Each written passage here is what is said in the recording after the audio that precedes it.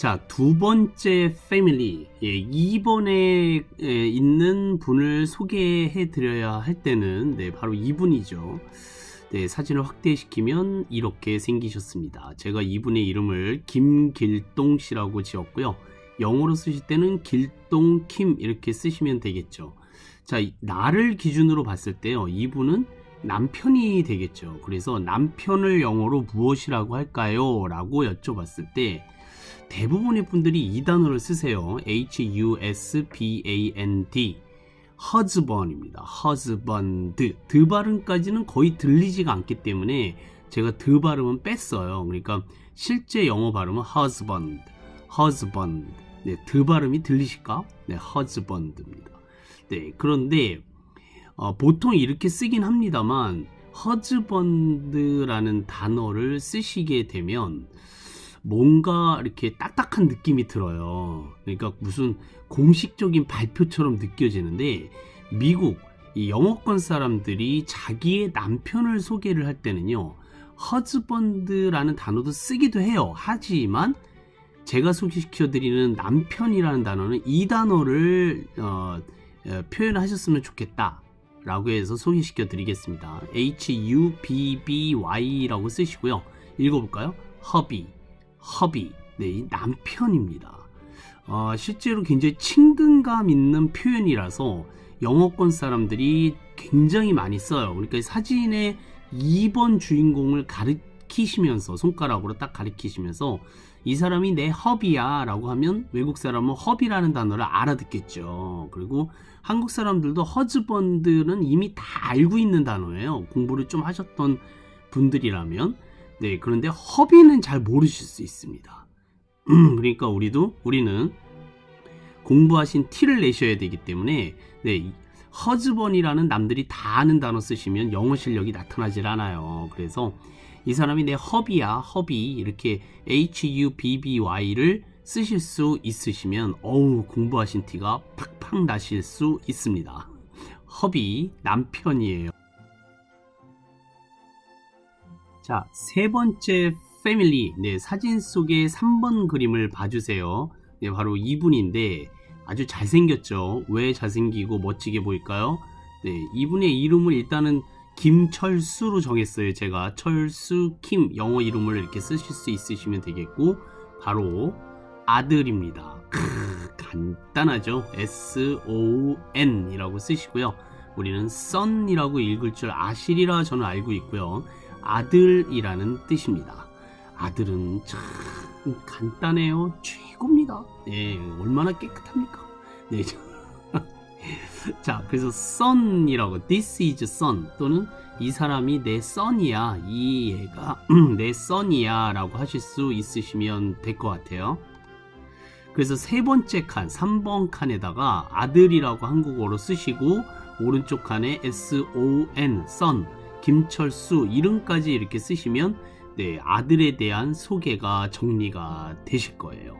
어렵지 않습니다. 아들까지는 근데 별로 어렵지 않은데 그 딸이 나오게 되면 골치 아프죠, 그렇죠? 자, 일단 딸에 관련된 단어들과 관련된 분을 소개시켜 드리도록 하겠습니다.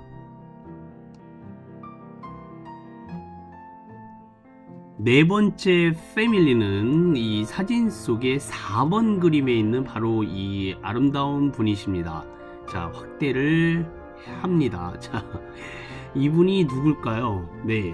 사실 이제 딸이라고 보셔도 좋긴 합니다만 애를 안고 있는 사진이거든요. 그러니까 이분은 딸이긴 딸인데, 자, 이름을 먼저, 이름은 이유진 님이라고 제가 정했어요.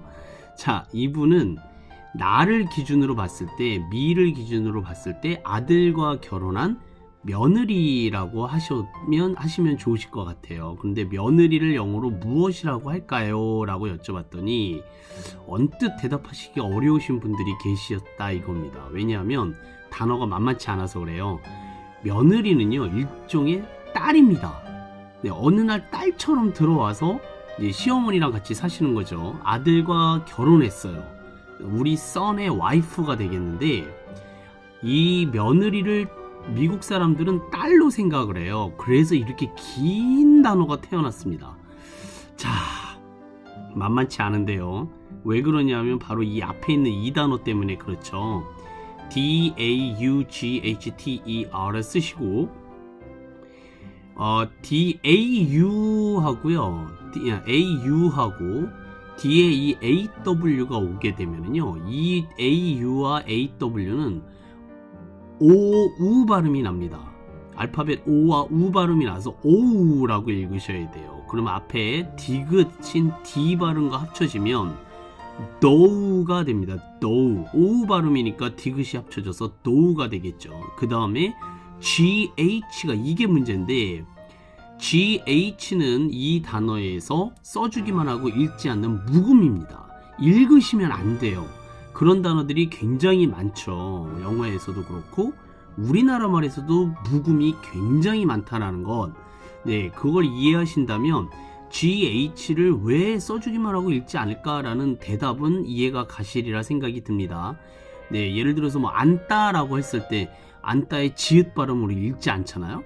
네, 그러니까 읽지 않는 발음은 어느 나라에도 다 있다라고 받아들이시고요. 딸을 영어로요, though, 그 다음에 t로 넘어가시는 거죠. ter을 보시면 ter가 됩니다. ter. 마지막 r은 혀를 꼬부리셔야 되기 때문에 ter 이렇게 되는데 though, ter 하게 됐을 때 이 티귿 발음이 미국 사람들은 읽을 때 방해가 된다고 생각을 했어요. 그래서 중간에 이렇게 t가 들어가게 되면은 대부분 미국 사람들은 러로 있습니다. 리얼.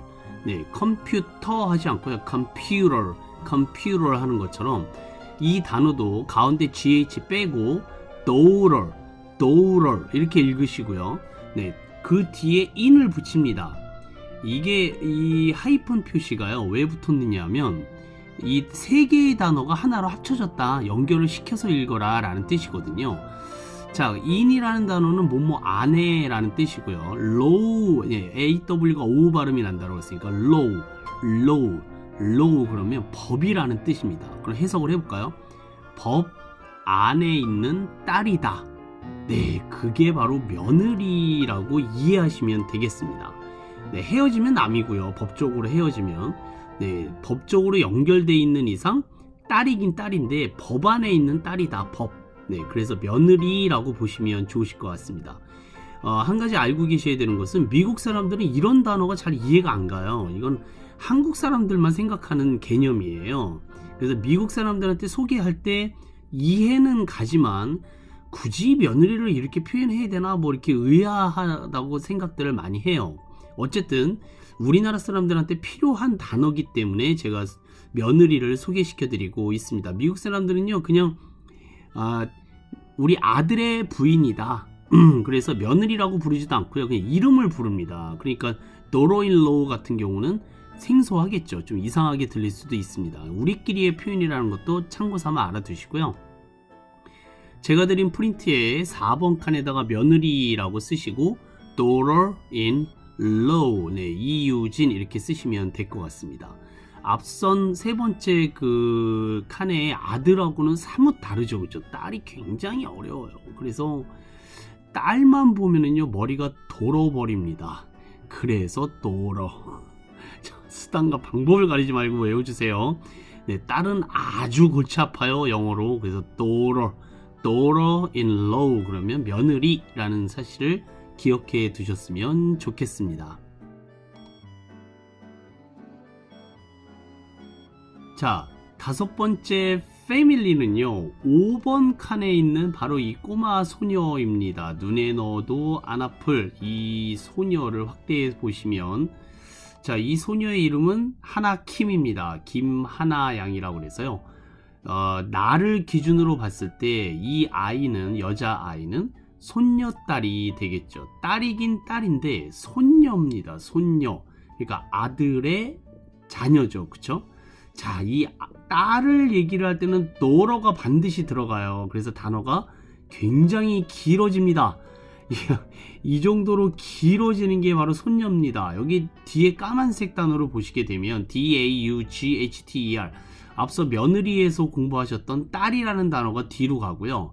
앞에 GRAND 이라고 쓰시고 grand, grand. 근데 이 D 발음이 잘 들리지가 않아요. 더군다나 daughter에서 이 D 발음이 또 나오기 때문에 이 D 발음을 아예 읽지를 않습니다. 그래서 granddaughter라고 읽으시면 손녀라고 영어로 말씀하시는 게 되겠습니다.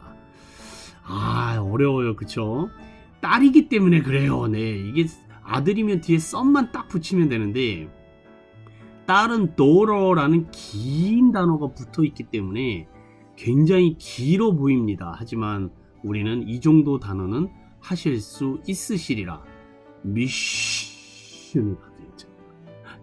자, 어쨌든 부처님의 자비로 같이 여유있게 같이 공부하셨으면 좋겠습니다. 자, 손녀딸을 영어로 뭐라 그런다고요? 네, granddaughter. 그래서 사진에 5번째 인물을 가리키시면서요, 이 아이가 granddaughter야, my granddaughter.